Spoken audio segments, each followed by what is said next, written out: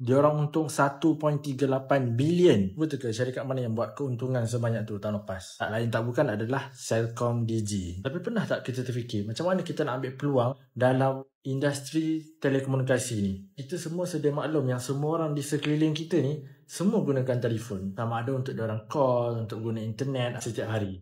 Benda tu satu keperluan. Sebab tu CelcomDigi boleh buat untung sebanyak tu. Tapi ada tak cara untuk kita sebagai individu biasa nak terlibat dalam bidang telekomunikasi ni?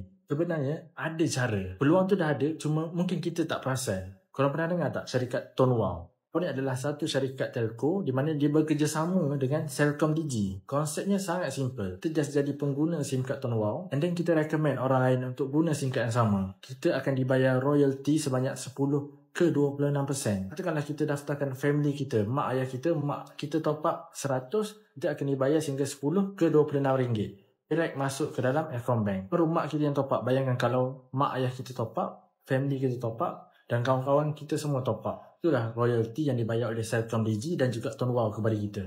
Selama mana mereka guna telefon, selama mana mereka top up, selama itulah kita akan dibayar. Dan menariknya, dengan modal RM20 saja kita dah boleh involve dalam industri telco. Kalau nak tahu detail, boleh komen nak dekat bawah ataupun klik link dekat bio.